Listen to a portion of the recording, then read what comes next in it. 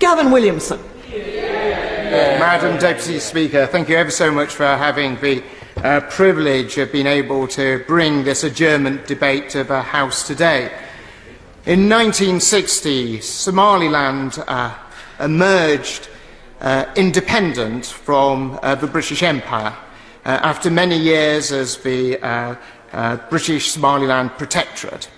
And for 5 days it was independent before it took the step to merge with what was then the trust territories of Italian Somaliland, historic Italian Somaliland, to form a union. Both nations entered that union with optimism, with a sense and a view of creating a pan-Somalia, of where all Somalis would be able to come together. And actually the hope was for so many of those in Somaliland that actually this would be a union of equals. Sadly, over the following 30 years, those hopes and those aspirations of what might have been were not fulfilled. And indeed, as the years progressed, the situation got worse with military dictatorships. And instead of there being a tragic situation of people being discriminated against from the north of Somalia in historic British Somaliland, actually what started to emerge was attacks upon civilians. There was mass killings where tens of thousands of Somalilanders were killed. Civilians were killed. It was one of the few conflicts where fighter jets took off from cities in the area in order to bomb the cities that they'd taken off from, indiscriminately, killing thousands of civilians. Nomadic tribes. I'll give way to the Honourable Lady. And for securing this very important debate. My constituency has a very large Somaliland population of those from Somaliland whose families suffered in, as he's described, in that conflict. What we've seen is last year Somaliland celebrated 30 years of the Declaration of Independence. And they've built up their own independent government, own currency and democratic elections. They've shown the capability to establish a state. Isn't it time, in his view, that the UK government formally recognise their right to self-determination and recognise their need to be an independent state? The Honourable Lady raises a very important point, and this is the key point and reason for this debate, to actually discuss about the fact that Somaliland has developed so much.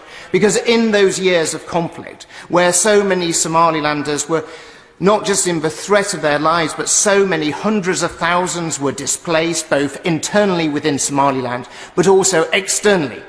That dream and that vision of actually creating their own homeland once again, re-establishing those old territorial borders, burnt bright, and that is what they actually were able to achieve in 1991. I'll give way to the Honourable Gentleman.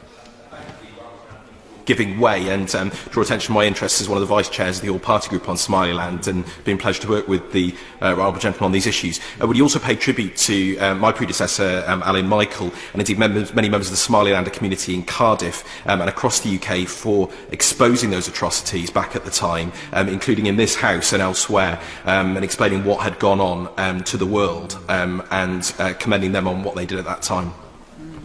I'd like to pay tribute to the Honourable Member's predecessor and, of course, so many people who live within his constituency. And, of course, in his constituency is a very established Somaliland community that's been there far longer than probably either he or myself have been on this earth. And so this country has deep, deep links with Somaliland that goes actually not just back many decades, but goes back a century and more, with many Somalilanders calling Britain very much their home, as well as Somaliland itself. I'd give way to my honourable friend. First of all, I'm delighted that my honourable friend South Staffordshire has secured this important debate. Many of us who've been supporting Somaliland as an independent state very much welcome the fact that he's here.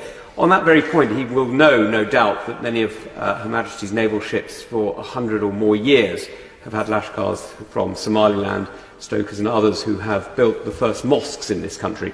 Would you not agree with me that recognising the Somalilanders here in the UK is about also recognising our own past and our own future together as investors in a new Africa and demonstrators that independent states that govern themselves well in democracies can really succeed, and we can partner with them?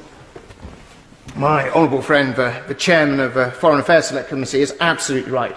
By taking the brave step to recognise Somaliland, we're actually not just opening up opportunities for Somaliland itself.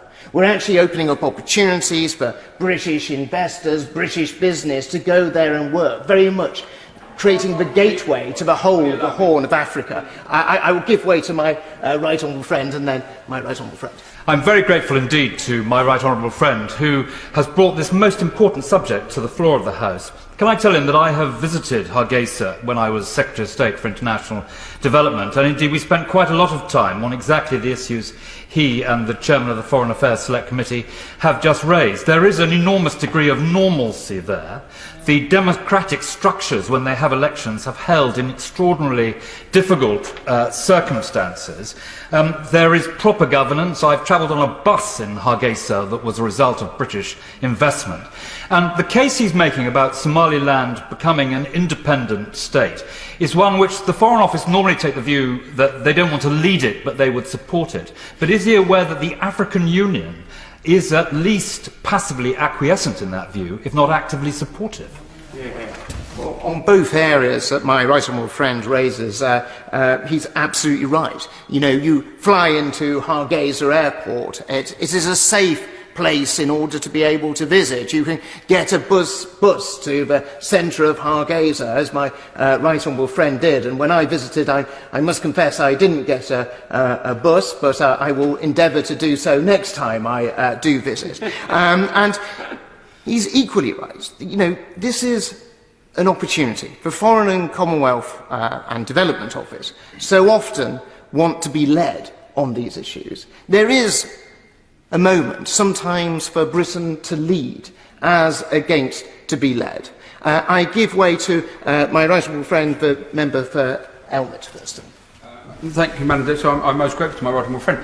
And I think my right honourable friend makes an important point about leading the world, because we have seen throughout the world that where Western nations don't get involved, China does. And when we've had many discussions in this House recently about the influence of China. So does my right honourable friend agree with me, when you look at the development taking place in Somaliland, that actually there are strategic interests in our country and in Western countries to not just see what happens, but to actually take an active leading role and not allow that vacuum to be filled by those who perhaps we have difficulties with? My right honourable friend is so correct in the point that he makes. If you just look to the north of Somaliland and Djibouti, and you see the Chinese investment that is going into Djibouti, and the fact that actually where there is a vacuum, others do step in. And by showing the leadership that this country can show, by recognising Somaliland, actually it shows to those Somalilanders, it shows to the government of Somaliland, the value that we put on their friendship and their partnership. I give way to my right honourable friend. I'm very grateful to my right honourable friend. I commend him for this debate, and I'm honoured to represent a Somaliland community in Swindon. Just building on the points made by right honourable and honourable members about the strategic importance of Somaliland, particularly its proximity to international shipping lanes. And we all know from British leadership under our good friend the Noble Lord Haig, this country led the way in dealing with the issues of piracy emanating from the Horn of Africa. Is it not now another opportunity for Britain to show leadership and to recognise stable government in a region that is in pitifully short supply of such quality? Yeah. My right honourable friend is absolutely accurate in his assessment, and already, as we, even though we're not in a position where we've recognised Somaliland, we already have that level of cooperation with the Somalilanders. Visiting Somaliland when I was Defence Secretary, I saw firsthand the cooperation that British forces were already having with Somaliland in terms of supporting them in protecting their coastal waters, but also by protecting their coastal waters, keeping them safe for the international community. I give way to the honourable lady. thank the honourable member for giving way and thank him for securing this very important debate and commend the government for the support it's been providing the administration of Somaliland. Liverpool Riverside has a very long established Somali community and Somalilanders, and I'd like to know whether the honourable member will join me in calling for the UK government to support a binding referendum within 2 years to allow Somalilanders to express their democratic will guaranteed by the international community. Thank you.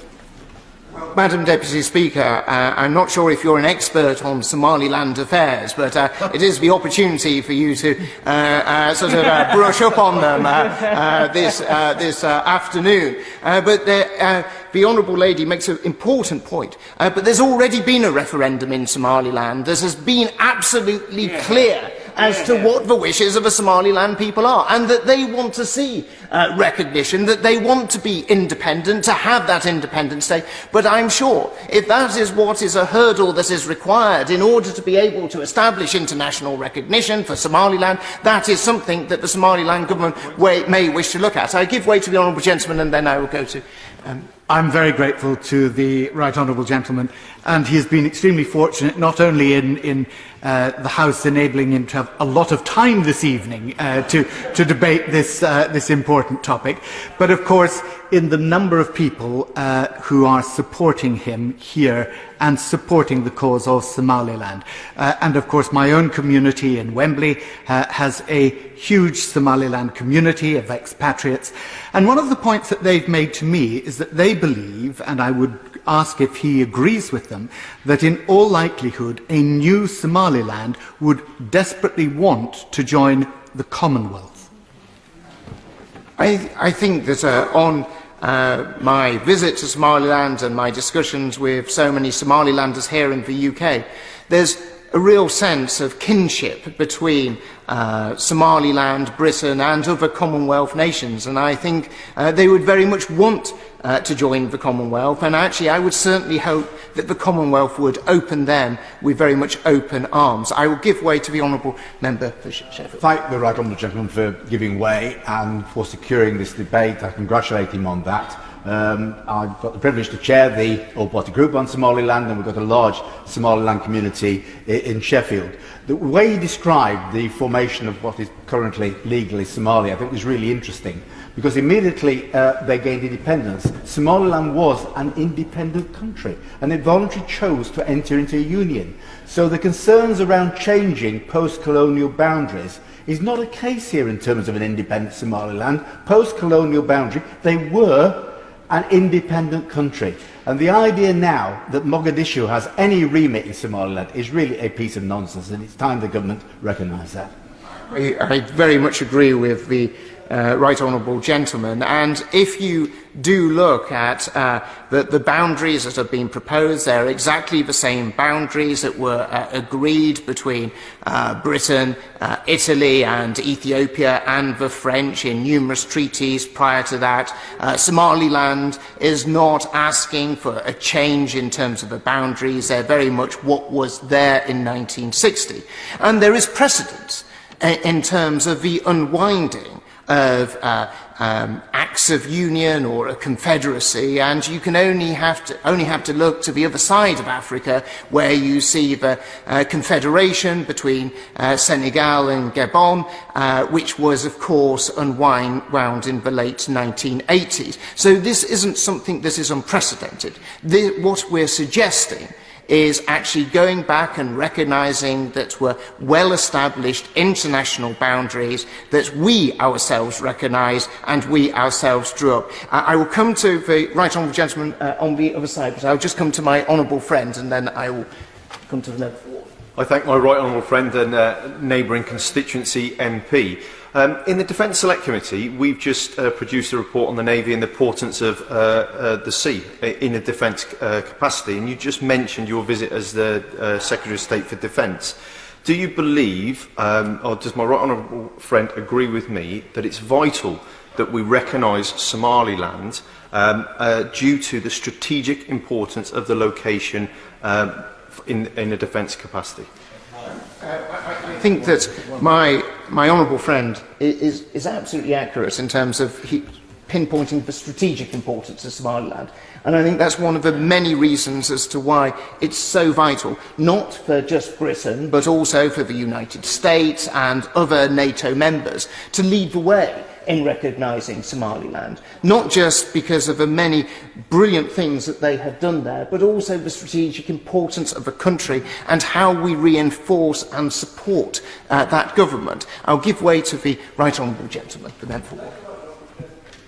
And to pursue that, is it not really desirable that a state that is stable in this region, which is becoming increasingly unstable, achieves that level of recognition? Because we talk a lot about supply chain vulnerability, and this is one of the most vulnerable places we found when even one ship blocking the Suez Canal caused ripples right the way throughout industry. But also, we should recognise the importance that it would be for communities here and also those in Somaliland to be able to move freely, to be able to have passports that were recognised, to conclude international agreements, and to unleash the energy of the country, which, having a properly administered state in that region, enables them to do so.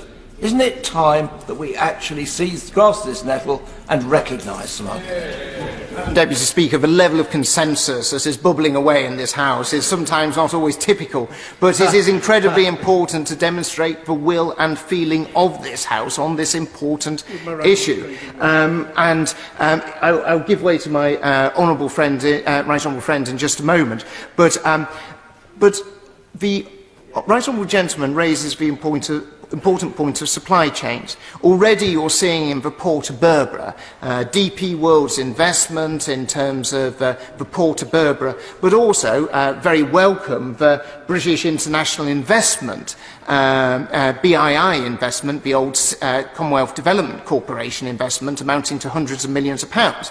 So as a government, we actually recognise the importance of Somaliland. We're willing to invest hundreds of millions of pounds there because we realise that that opens up so much of the Horn of Africa to British goods and investment. But actually we're still not in the place where we're recognising the state of Somaliland. And I think that's a real tragedy. It's also sad, so sad to see that so many Somalilanders have difficulty travelling to Somaliland. They can't fly direct from the UK, but have to go via either Addis Ababa or Dubai. Actually, by recognising Somaliland, we can make that step of making so many British citizens' lives easier by recognising it. I give way to my right honourable friend. I'm grateful to my right honourable friend for giving way and pay tribute for securing this important debate, and I think the attendance here shows the strength of feeling across the House. But does my right honourable friend agree that recognition can take several forms, and there are some interim steps that the government could take that would show willing, positive progress towards the formal recognition that we all want to see? And that could be steps such as the Department for International Trade, or the Foreign Commonwealth Office, in its responsibilities to the Department for International Trade, to channel food and aid through Somaliland, rather than seeing Somaliland at the wrong end of the supply chain, often ending up with a raw deal. Yeah. Well, that is absolutely correct. For so long that international development aid has been channelled through the Federal Republic of Somalia, through the government in Mogadishu, which has sadly meant that actually those people in Somaliland have often not got the level of assistance that actually this government was expecting them to get. And a perfect example of that was on vaccines. A large supply of vaccines was sent for the people of Somaliland, but it was channelled through the government in Mogadishu. So by the time it arrived in Somaliland, sadly, most of those vaccines only had a few days left in order for them to be dispensed. I will go to my right honourable friend and then I'll go to the honourable gentleman. Thank you, Madam Deputy Speaker, and I really do thank my right honourable friend for allowing me to intervene. I don't have any Somalis in my constituency, but I have a great deal of love for the country. The reason being, my ayaa came from Somaliland when we lived in Aden. Can I remind the House that the Aden Protectorate and the Somaliland Protectorate were very closely linked. I do remember my father flying over to Somaliland as part of the aid and protectorate levies when there was a close link. Somaliland has a real affection, the people of Somaliland have a real affection for this country. It goes back a long time, and it would be absolutely right for our government to encourage and support and allow Somaliland to be actually a real nation.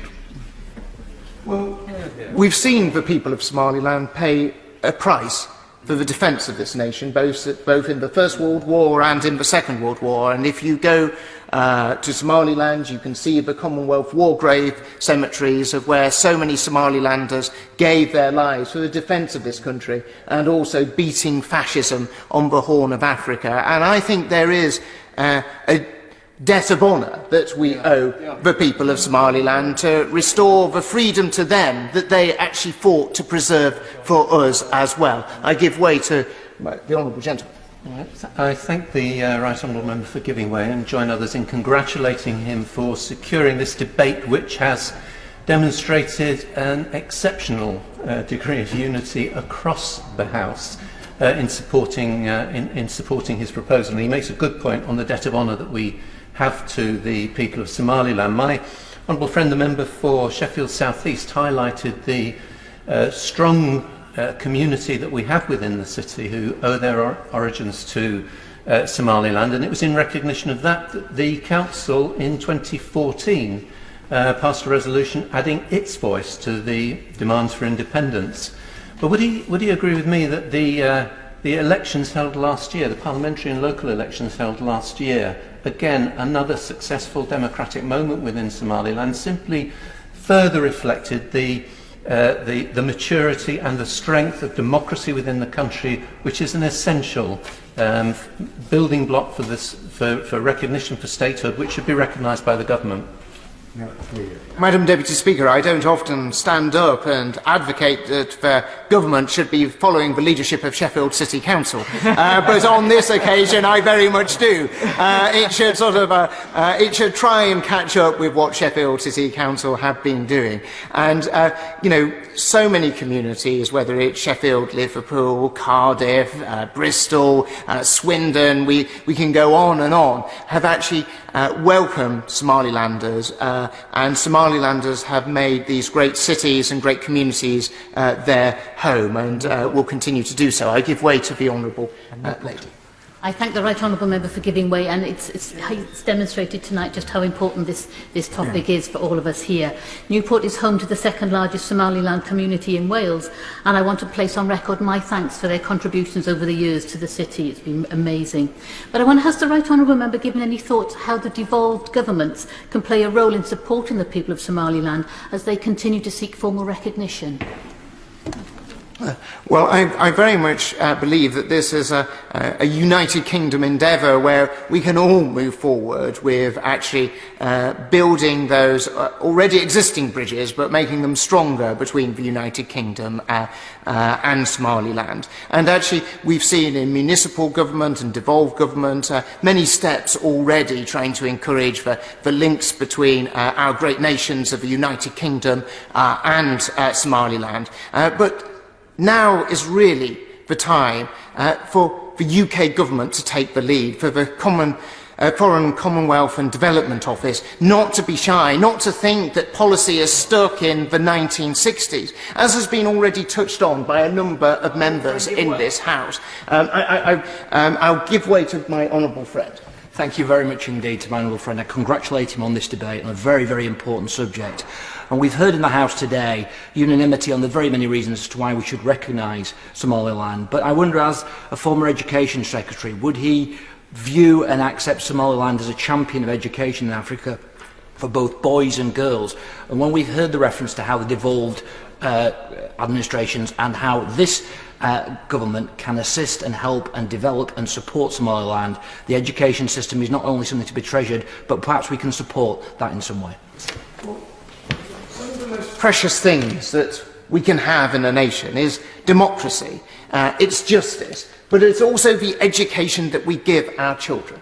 And if you have the privilege of going to Somaliland, You actually see boys and girls both being educated. There is no discrimination there. They recognise that they want to be educating all, because that is what will strengthen Somaliland for the future. I give way to my right honourable friend. I'm most grateful to my right honourable friend. He's heard representations from a number of places where there are large Somaliland communities. Would you join with me in making the point that remittencing and remittances into Somaliland from the diaspora is enormous? Some years ago, the level of remittencing was something like 6 times the annual state budget. And one of the things that the Minister could take away and consult with his officials about today is trying to make remittencing easier, so there's more competition, less charges for the enormous community in the United Kingdom to be able to send money back through the remittencing structure without paying exorbitant fees. My right honourable friend is right to highlight the importance of remittances going into Somaliland. And actually, this government doesn't make it easier for people to be able to do that. And because this government takes a view that Somaliland is lumped in with Somalia, it makes it much more difficult for businesses to be able to operate there, make sure that there's a flow of money from the diaspora community in this country going back to Somaliland. And it's a very practical measure that the FCDO, working with Her Majesty's Treasury, could actually take up, look at, and how they could make those improvements. And I hope my right honourable friend, the Minister, will actually able to respond to that in his comments at the end of this debate. But this is a country that has incredibly proud links with this country. Yeah. This is a country that when we have been in need and what we have asked for help, they've responded. They've responded by sending their young men to defend our values and our freedoms. In 1991, this country emerged from years of subjugation by the regime in Mogadishu. It emerged from having had their children, having had so many citizens killed in cold blood. And it was able to establish its borders once more. It was able to put the structures in place for a legal system and elections. All across Africa, we are always asking for them to have a proper legal system, to educate their boys and their girls, and to make sure there is the establishment of democracy. Well, in May of last year, you saw the parliamentary elections in Somaliland, and they were peaceful, they were calm, they were fair. You saw the rollout of iris technology, the first use of this technology anywhere on the continent of Africa, to make sure that they were fair and they were properly run. All of this goes to show the maturity of this country. You've seen in Somaliland, you've seen different parties enter government and leave government, not questioning the veracity of their opponent's claim. Indeed, if I recall, there's one election, presidential election, was a margin of 80 votes. And that vote was accepted, and you saw that peaceful transition. I can't help thinking that there are some Western democracies, if the margin was quite so close, there might have been a little bit more controversy than what you saw within Somaliland. Somaliland has been this amazing shining beacon of everything we want to see flourish in Africa. It is the example that we want others to follow. But they need our help and they need our assistance, because around them they see real challenges. To the south in Somalia, you see the challenges of Al-Shabaab there. You see the disorder and the difficulties in Ethiopia. You see some of the real security challenges in Djibouti. Somaliland is a country that wants to be our friend. It's a country that turns to us and they ask us to show leadership. So I ask my right honourable friend, instead of delivering the pre-prepared brief that no doubt every Foreign Office minister has given for the last 60 years, show some guile, show some leadership, show some imagination, show the fact that he is a politician, not merely a tool of Foreign Office officials in order to read their words. I've worked with him in the Whip's office. I sure saw some moments of merit. But actually, as politicians and this House, we need to show leadership on this issue. We need to show our friends in Somaliland that we are willing to defend them as they have defended us. So even if he cannot give us all the promises that we would like to see, even if he cannot say that we can recognise Somaliland at the dispatch box today, he needs to go away, and we need to sit down and work out how we take those next steps. Because we cannot spend another 30 years pretending the reality on the ground of the existence of an independent Somaliland doesn't exist because it's not on the Foreign Office map. We need to respond to those realities. We need to lead on foreign policy. We need to show our Somaliland friends that we are there for them and that we will deliver for them. And we will not just talk about our history, but we'll talk about how we can make our history together in the future. Stephen Doughty. Thank you, Madam Deputy Speaker, and it's an unusual pleasure to be able to speak in an end-of-day adjournment debate because of the timings. And I want to firstly congratulate and thank the Right Honourable Gentleman, the former Defence Secretary, for securing this debate today. I think it's been hugely powerful, and I think the voices that have been heard on both sides of the House, I think, show the strength of feeling and the strength of feeling that people have from their Somaliland communities here in the UK, but also about many of the issues that the Honourable Gentleman raised. And as I said, I wanted to declare my interest as one of the vice chairs of the all-party group on Somaliland. It's been in existence for a very long time in this place, and I'm really pleased, Madam Deputy Speaker, I think in the spirit of this debate, to say that it includes members from all parties, it includes members from both houses, and many people who, like the Right Honourable Gentleman and I have also travelled to Somaliland and seen for ourselves the huge progress, the huge impressive progress that has been made, particularly since those very, very dark days which the Right Honourable Gentleman started his speech about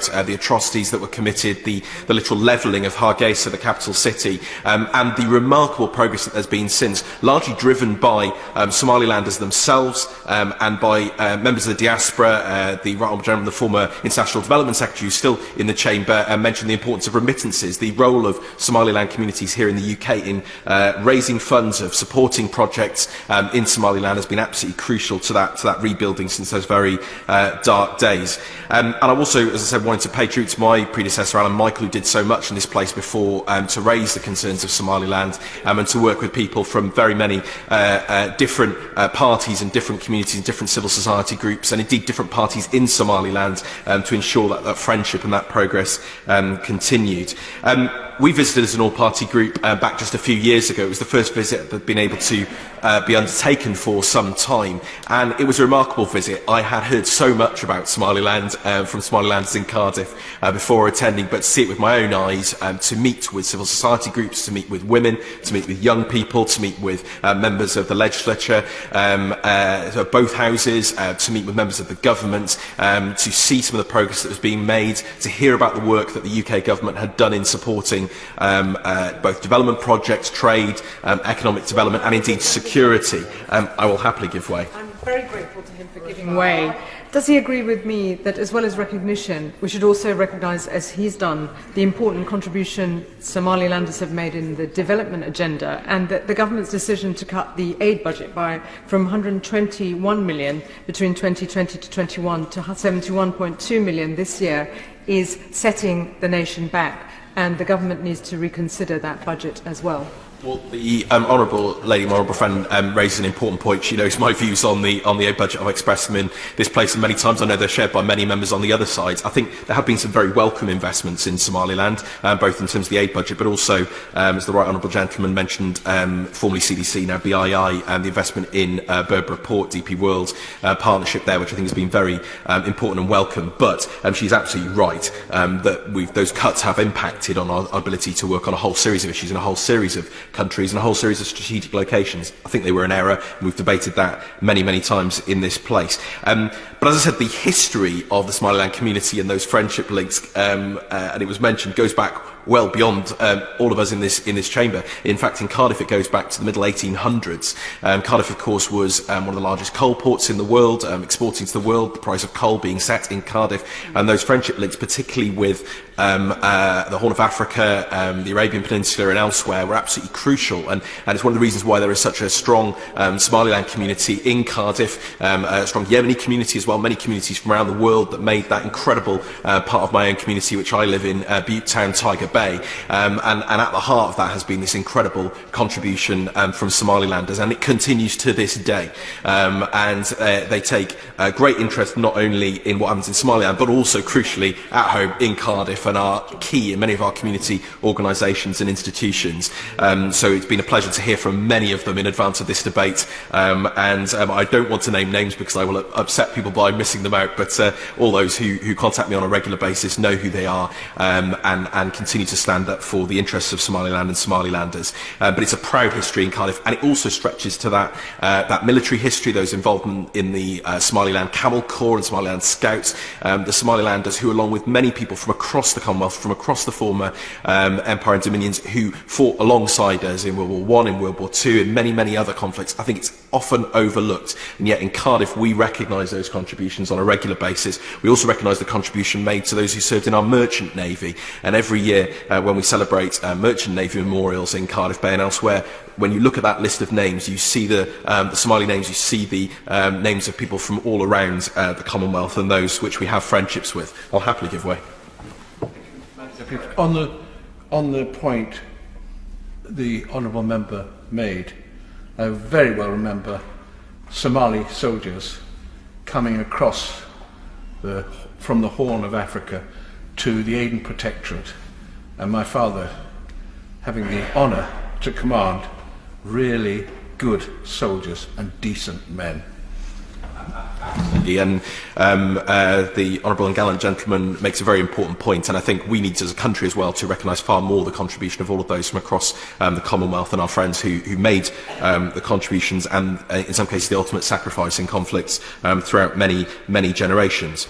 I wanted just to turn to a few sort of practical points in the context of this debate. I think firstly it's recognising those strong links between so many cities across the UK with Somaliland, recognising that there are many who are British Somaliland dual nationals and yet experience many, many difficulties in terms of travel, visas, restrictions, all sorts of things that go on, and ensuring that they have the support available to them is very, very difficult given the current status and situation in Somaliland. And we heard from many members of the British Somaliland community on our visit who are expressing issues about, for example, if they lose a passport or they want documentations authorised, or why we don't have a bigger presence, for example, from the British Council.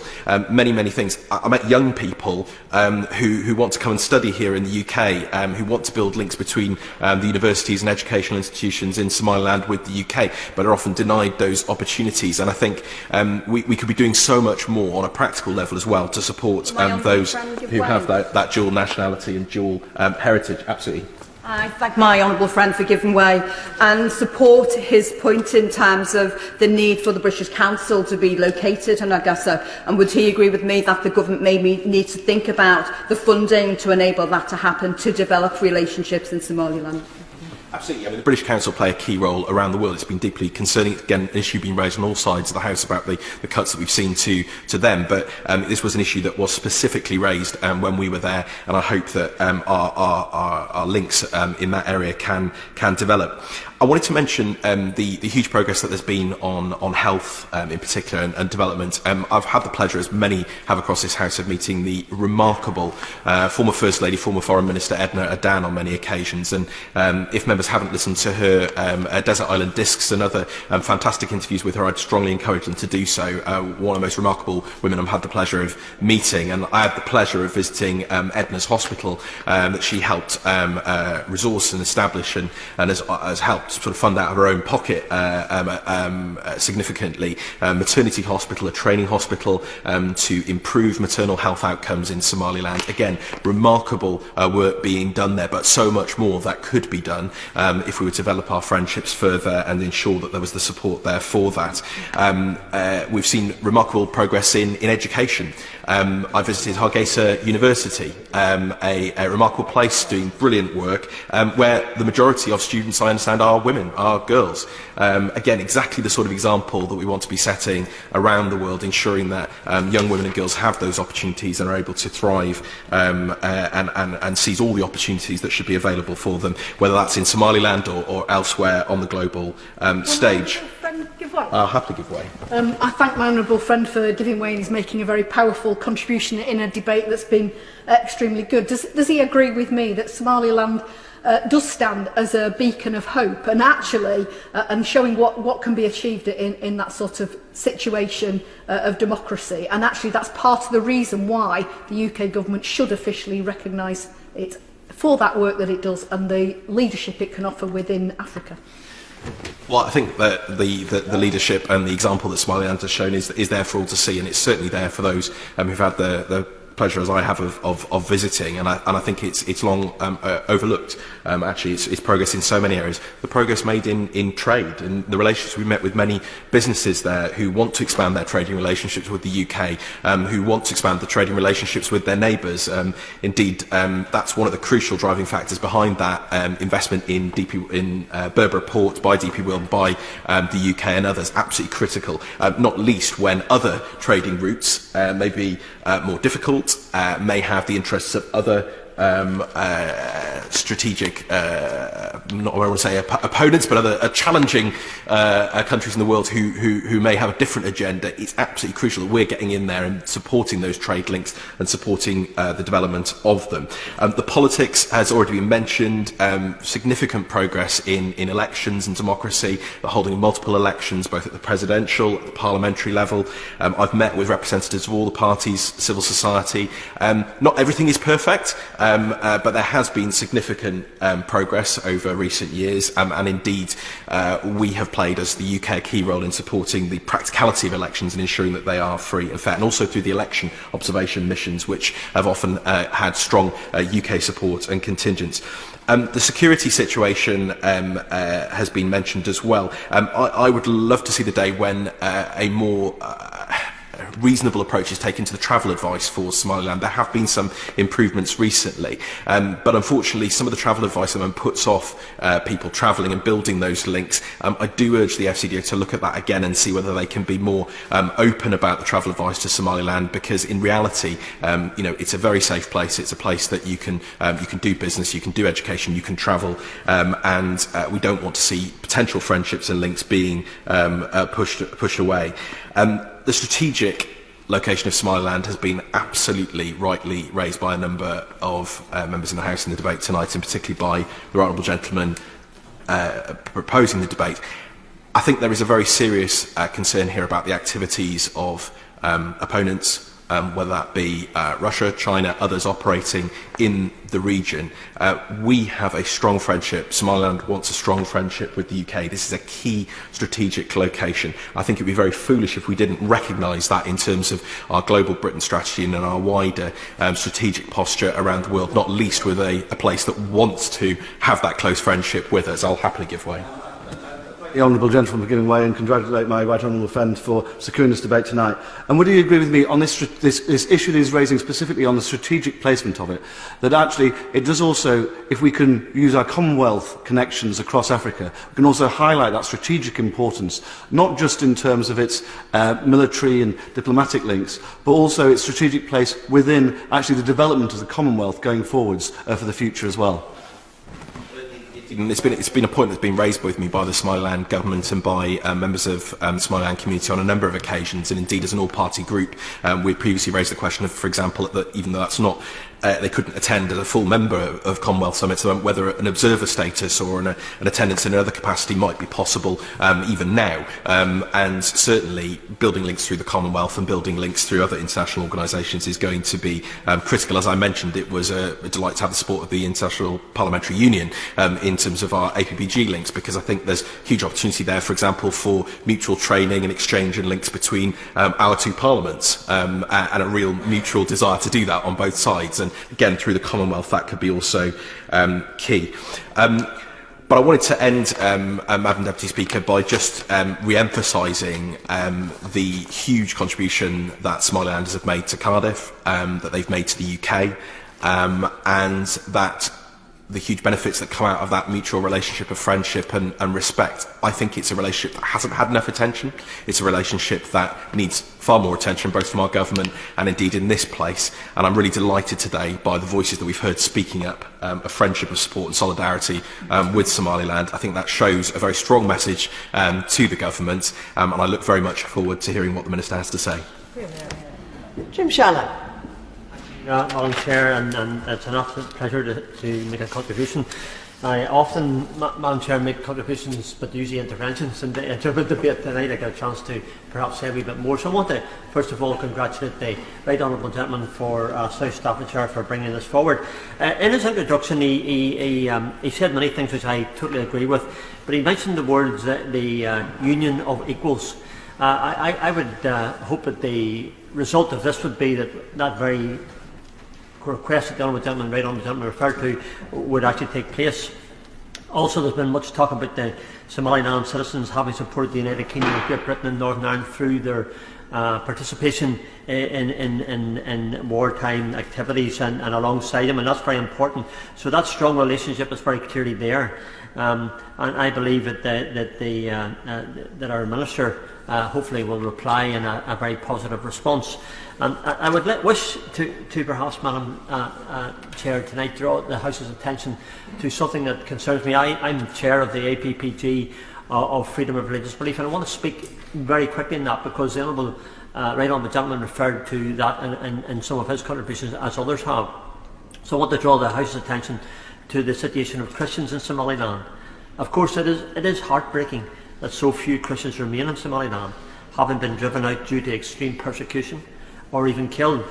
It is estimated that only a few hundred Christians live there today, but it is impossible to know the exact number due to the secrecy that they are forced into as a result of the very divisive clan mentalities and vigilantism that pervade that country.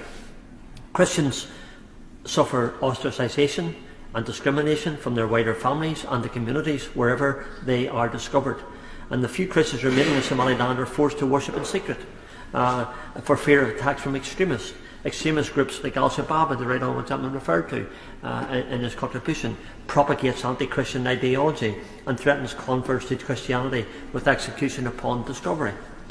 The women in Somaliland are in many cases under threat. The situation is even worse with those who are discovered to be Christians, fearing rape, forced marriage, or being stoned to death. So I would hope that the next debate will illustrate and raise awareness about those things, and perhaps maybe in the requests that we're making, these things can be addressed, because I think it's central, and I believe it's central, and our government has made it central in relation to the ministers they've appointed, that when it comes to foreign policy, that we have a particular focus upon religious persecution and the persecution of ethnic minorities and the issues of human rights. So those are key to where I am. So I would make a plea to my Minister and to government for those improvements and those things to be central to any steps forward, which we all, I believe, in this House tonight wish to see. I don't have in my constituency any people that I'm aware of from Somaliland, but it doesn't make my contribution, Madam Deputy Speaker, any less of a support for what the Right Honourable Gentleman has said, and to those who have, like the Honourable Gentleman who spoke just before me, who very clearly has a very strong community. While political factors are undoubtedly at play in this conflict, the religious motivation for attacks in this region cannot and should not be denied, with Christians suffering the worst of this persecution. So I wish, and we wish in this House, and all the contributions have said it very clearly, we wish to help Somaliland economically. But I do feel it's central to any agreement there must be the human rights guarantees that we wish to see, and the religious freedom that we wish to see. So if we can help, and we do want that to happen, and we should help, and we must help. And others have referred to the democratic process, to the education opportunities that quite clearly we can build upon. The jobs and a strong legal structure, improvements to the health through the COVID vaccines, which the right honourable referred to. There's been much talk of history, the history that unites us. But today, I believe that we also, and I think it's really important when we look back in history, and I love history. Madam Deputy Speaker, it's always been probably one of my few subjects that I probably enjoyed at school and did very well at. But I believe that we also must now, through this debate, look to the future. The UK government stated that it will not formally recognise Somaliland as a sovereign state until they initiate a process to do so with the federal government of Somalia. But human rights issues and religious liberty needs to improve, and it must change. So with that, I do support and agree that it's important the UK maintains diplomatic relations and a supportive presence in Hargeisa through this process to ensure that there is not a breakdown in relations between Somaliland and other African countries. Again, I thank the Right Honourable Member for South Staffordshire for bringing this matter to the House and the adjournment debate, which has benefited from a large number of Right Honourable and Honourable Members who all collectively want the best for Somaliland. I believe the Minister wants the best for Somaliland as well, and its people. And that is what we're trying to achieve. Somaliland needs our help. Perhaps this debate tonight has been the opportunity to do just that. And let's not be found wanting. Tonight the time has arrived, and I believe the contribution of all those who spoke tonight is an indication of our request for our government, our Minister, to do well for them. Thank you so much. Kerry McCarthy. Thank you, Madam Deputy Speaker.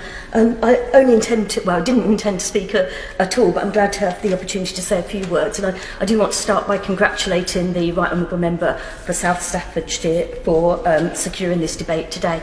When I was first elected in 2005, I was only selected as the candidate for Bristol East about 10 weeks before polling day, and during that very short election campaign, I was approached by people from the Bristol Somaliland community. First that I even heard of Somaliland, and let's say by the time I came into this place I was very much a firm supporter of the need for recognition.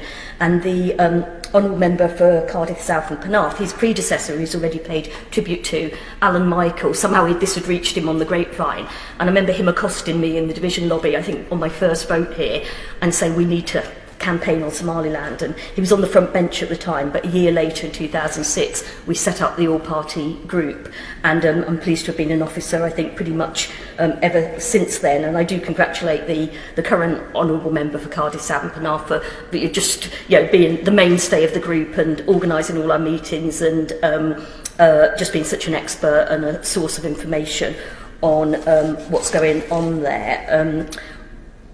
As has already been said, Somaliland is a beacon of democracy not just in the Horn of Africa, but in Africa. The fact that it has managed to hold peaceful elections, I think the Right Honourable Member referred to the election in 2003, where the presidency changed hands by 80 votes, and I think if proportionately an 80, whatever the equivalent of an 80 vote majority was in the American election, if Donald Trump had lost by that amount, I don't think we'd ever have heard the end of it. What was slightly disappointing about the most recent elections was that although it was yet another peaceful handover, there's still quite a lot of progress that needs to be made on female representation. There was one woman MP, but now there's 0 out of the 82 elected MPs, so there's also low turnout in some areas. So I would hope that through Westminster Foundation for Democracy or other mechanisms we have, we can do a bit more work on that front. I would join my honourable friend in paying tribute to Edna. I too have visited